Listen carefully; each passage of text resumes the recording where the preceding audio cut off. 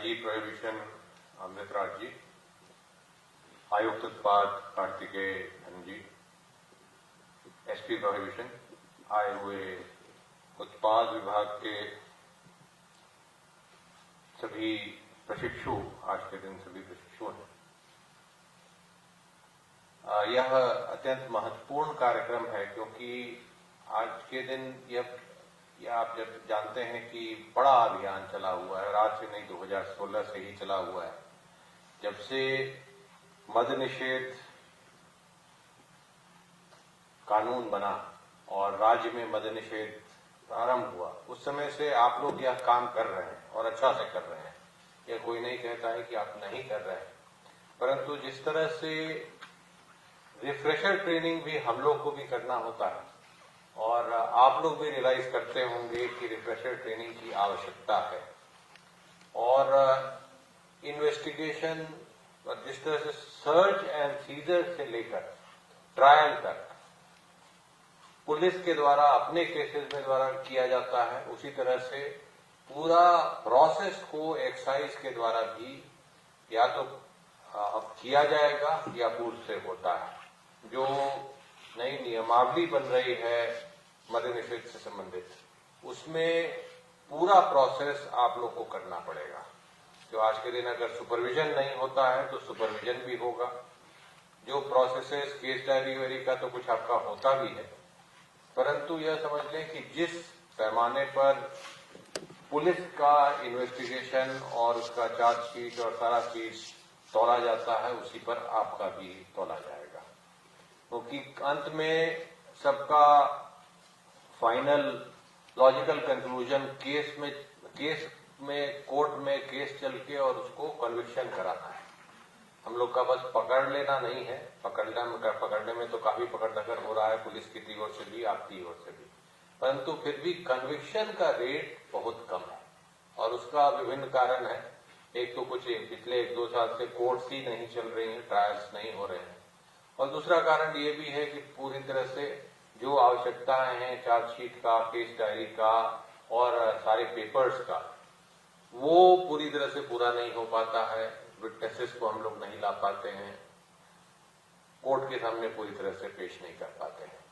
काम इसमें काफी होता है। इनफैक्ट पुलिस से जब उनके ऑफिसर से बात होती है, और बहुत पहले से ये देख रहे हैं कि इसमें काफी रिटन वर्क भी होता है। राइट फ्रॉम द बिगिनिंग, जब से वो कोई सर्च और सीजर स्टार्ट होता है, उसके बाद अंत तक काफी रिटन वर्क होता है। और आशा है कि इस रिफ्रेशर ट्रेनिंग और से आप लोग सभी को पूरी तरह से जानकारी मिल जाए। आप लोग उसमें बिल्कुल ना हिचकिचाएंगे कि कोई चीज अगर नहीं समझ में आ रहा है या कोई प्रोसेस के बारे में और जानकारी चाहिए, तो जो ऑफिसर्स आपको करा रहे हैं बहुत एक्सपीरियंस्ड ऑफिसर्स हैं और उनको इसी काम में महारत भी हासिल है। तो हम लोग प्रयास करें कि इस प्रशिक्षण में शुरू से अंत तक सब चीज में फुल्ली पार्टिसिपेट किया जाए, और कहीं भी प्रॉब्लम है तो प्लीज आस्क और उसको क्लैरिफाई कीजिए। यह बिल्कुल स्पष्ट रखिए कि बहुत जल्दी नियमावली आने वाली है और नियमावली में आपसे वही एक्सपेक्टेशन पूरा रहेगा कि सारा चीज करें जो पुलिस कर रही है अपने केसेस में। तो पूरी तरह से इससे संबंधित सारा चीज समझ लें। और हम लोग को यह भी मैसेज मैं देना चाहूंगा कि जब आप लौटते हैं तो जो केसेस आपके पुराने हुए हैं उनको सारे को देखिए, सारे में देखिए ट्रायल का क्या सिचुएशन है, उनके किसमें क्या अभी स्टेटस है, किसमें कन्विक्शन करा हो पाया है, किसमें नहीं हो पाया है।